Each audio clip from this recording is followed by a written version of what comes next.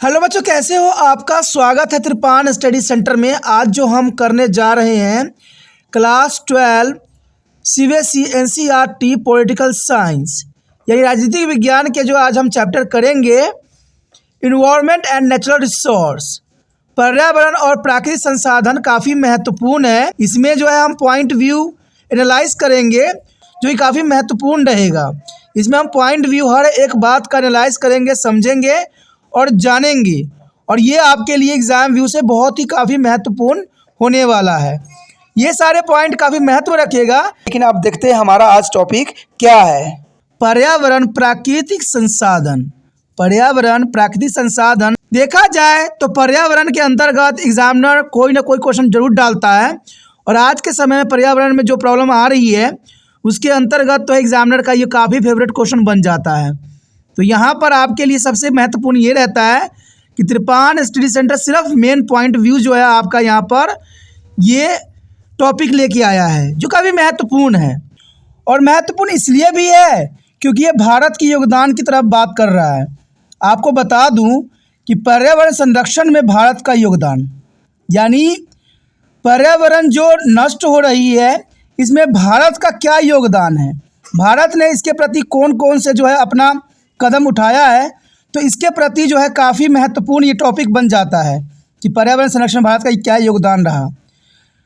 भारत संसद ने उन थोड़े से देशों में से एक है जिनके संविधान में पर्यावरण का विशेष उल्लेख है। देखा जाए तो भारत इसलिए भी महत्वपूर्ण है क्योंकि भारत ने अपने संविधान में, कॉन्स्टिट्यूशन में पर्यावरण का उल्लेख किया है। और ये बात बहुत महत्वपूर्ण इसलिए भी बन जाती है कि ऐसे देश जो है पर्यावरण के संरक्षक हो सकती हैं जिन्होंने अपने संविधान में ही पर्यावरण के बारे में उल्लेख किया है। भारत ने पर्यावरण कानून का व्यापक निर्माण भी किया गया है तथा हमारी नीतियां पर्यावरण संरक्षण में भारत की पहल भी दर्शाती है। देखा जाए तो भारत ने काफ़ी महत्वपूर्ण यहाँ पर नीतियों का अनुसरण किया है पर्यावरण संरक्षण के अंतर्गत। और देखा जाए तो पर्यावरण संबंधी सभी विधेयक होने पर भी भारत में पर्यावरण की स्थिति काफ़ी गंभीर बनी हुई है। अब देखिए, ये बहुत बड़ा प्रश्न उठता है कि भारत के संविधान में पर्यावरण संरक्षण के बारे में उल्लेख है, भारत ने इस पे कानून भी बनाए हैं, और देखा जाए तो भारत में ही पर्यावरण की स्थिति काफ़ी गंभीर बनी हुई है। अब इस बातों से क्या बात सामने आता है? यहाँ पर सामने यही बात आती है कि भारत ने बेशकली अपने कॉन्स्टिट्यूशन में पर्यावरण का जगह दिया हो या अपने कानून में व्यापक सतह पर इसका स्थान दिया हो, लेकिन भारत में सिर्फ नाम मात्र का ही होता है।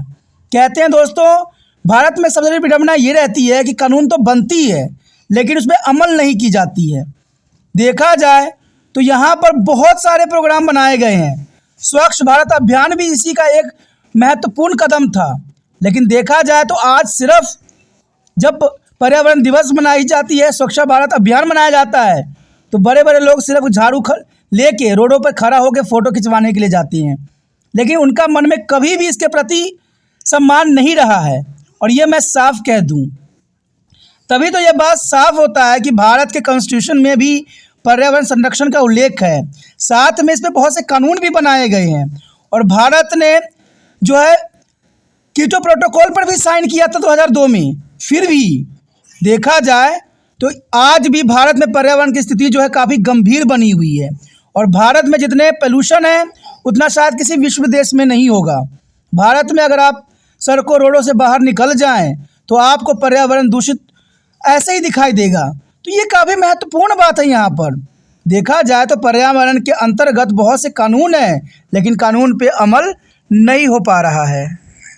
उसके पश्चात देखें तो भारत ने भी पर्यावरण सुरक्षा के विभिन्न कार्यक्रम के माध्यम से अपना योगदान जरूर दिया है। भारत के देखा जाए संविधान से लेके कानून में जो है पर्यावरण सुरक्षा के बहुत से कार्यक्रम मौजूद है, लेकिन कहते हैं ना, कार्यक्रम सिर्फ नाम मात्र का है। जब तक कार्यक्रम को जो है प्रवान न चढ़ाया जाए तब तक वो कार्यक्रम ही रहता है। जैसे देखा जाए तो 2002 में क्योटो प्रोटोकॉल पर हस्ताक्षर भी किए गए और उनका अनुमोदन भी भारत सरकार ने किया, जो कि काफ़ी महत्वपूर्ण कदम था। इवन हम देखें तो 2005 में भी जब G8 सम्मेलन हो रही थी, इस बैठक में विकसित देशों द्वारा जा रही ग्रीन हाउस गैस के उत्सर्जन में कमी पर जोर दिया गया था, और इसमें भारत ने अपनी महत्वपूर्ण योगदान दिया था। यानी भारत ने इंटरनेशनल लेवल पे भी यानी G8 में सभी देशों के समक्ष पर्यावरण की समस्याओं को समक्ष रखा था। लेकिन देखा जाए तो वही बात हो जाती है कि अपना घर में बुराई है, हम फिर भी दुनिया में अच्छाई की बात कर रहे हैं। पहले तो हमें अपने आप को भी सुरक्षित करने की ज़रूरत है, जो पर्यावरण दूषित हो रही है उससे बचने की ज़रूरत है। देखा जाए तो आगे देखें तो नेशनल ऑटो फ्यूल पॉलिसी के अंतर्गत वाहनों में स्वच्छ ईंधन का उपयोग, भारत ने पर्यावरण संरक्षण के अंतर्गत नेशनल ऑटो फ्यूल पॉलिसी की जो है गठन की है और इसके अंतर्गत देखा जाए तो वाहनों में स्वच्छ ईंधन का प्रयोग करने का प्रावधान भी किया है। तो ये काफ़ी महत्वपूर्ण कदम है। चलिए, ये कदम से कम ये तो होगा कि लोग अनजाने में ही पर्यावरण के संरक्षण करने में महत्वपूर्ण योगदान दे सकते हैं। देखा जाए तो 2001 में ऊर्जा संरक्षण अधिनियम भी पारित किया गया भारत सरकार द्वारा। यानी 2001 में ये भी बहुत काफ़ी महत्वपूर्ण कदम थी कि ऊर्जा संरक्षण अधिनियम भी पारित किया गया, जिससे पर्यावरण संरक्षण पे एक अलग सा कदम उठाया जाए। इवन हम देखें तो 2003 में बिजली अधिनियम में नवकरणीय ऊर्जा के इस्तेमाल को काफ़ी बढ़ावा दिया गया और ये भी काफ़ी महत्वपूर्ण कदम था भारत सरकार के द्वारा। भारत में बायोडीजल से संबंधित एक राष्ट्रीय मिशन पर कार्य चल रहा है, जो आने वाला समय में प्रमाण चढ़ सकता है। तो ये काफ़ी महत्वपूर्ण बात है कि भारत में बायोडीजल जो उपयोग की जाने वाली है और इसका एक अलग ही मिशन है, वो अगर कामयाब हो गया तो शायद हम पर्यावरण के संरक्षण में महत्वपूर्ण योगदान दे सकते हैं। भारत और सार्क के मंच पर सभी राष्ट्रों द्वारा पर्यावरण सुरक्षा पर एक राय बनाना चाहता है। यानी भारत का एक महत्वपूर्ण विचारधारा ये है कि सार्क सम्मेलन जो होती है उसमें पूरे विश्व के समक्ष एक मत बनाने की बात रखी गई है। अगर एक राय बन जाता है तो मुश्किल से देखा जाए तो ये जो है पर्यावरण के संरक्षण के लिए एक बहुत बड़ा कदम उठाया जा सकता है। लेकिन बात बने तब ना, अगर सार्क में मंच पर ये बात बन जाती है तो पर्यावरण को एक नया ही रुख मिल जाएगी। उसके पश्चात देखें तो भारत में पर्यावरण की सुरक्षा एवं संरक्षण के लिए 2010 में राष्ट्रीय हरित प्राधिकरण यानी NGT की स्थापना की गई। देखा जाए तो राष्ट्रीय हरित प्राधिकरण काफ़ी महत्वपूर्ण प्रोग्राम था, जिसको भारत में पर्यावरण सुरक्षा और संरक्षण के लिए 2010 में स्थापित की गई और इसके अंतर्गत देखा जाए तो राष्ट्रीय प्राधिकरण के अंतर्गत सुरक्षा की भावना जो है विकसित की गई। लेकिन देखा जाए तो ये काफ़ी महत्वपूर्ण यहाँ पर कदम था भारत सरकार का। देखा जाए अगले पॉइंट पे बात करें तो भारत विश्व का पहला देश है जहाँ पर अक्षय ऊर्जा के विकास के लिए अलग मंत्रालय बनाया गया है। तो ये भी काफ़ी महत्वपूर्ण बात है। शायद ऐसा कोई देश हो जहाँ पर अलग से ऊर्जा के लिए जो है मंत्रालय बनाया गया हो, लेकिन देखा जाए तो कहीं भी ऐसा नज़र नहीं आता है। सिर्फ भारत ही विश्व का पहला देश है जहाँ पर अक्षय ऊर्जा के विकास के लिए अलग मंत्रालय यानी मंत्रिमंडल की जो है एक विभाग बनाई गई, जो कि अभी महत्वपूर्ण बात है। देखा जाए तो कार्बन डाइऑक्साइड उत्सर्जन में प्रति व्यक्ति कम योगदान, यानी भारत का कार्बन डाइऑक्साइड उत्सर्जन में प्रति व्यक्ति कम योगदान है। यानी देखा जाए तो अमेरिका जो है 16 टन कार्बन डाइऑक्साइड का उत्सर्जन करता है, वही जापान जो है 8 टन कार्बन डाइऑक्साइड का उत्सर्जन करता है, चीन 6 टन। लेकिन भारत का यहाँ पर देखिए सबसे कम है 1.38 टन। यानी देखा जाए तो अमेरिका सबसे आगे है कार्बन डाइऑक्साइड उत्सर्जन के मामले में, और ये अमेरिका का सबसे बड़ा जो है गलत कदम है जो हमारे पर्यावरण को नष्ट कर रहा है। देखा जाए तो इसमें सबसे अच्छा और अच्छा स्थिति जो है भारत का ही है, जहाँ पर 1.38 टन ही जो है ऊर्जा उत्सर्जित की जाती है।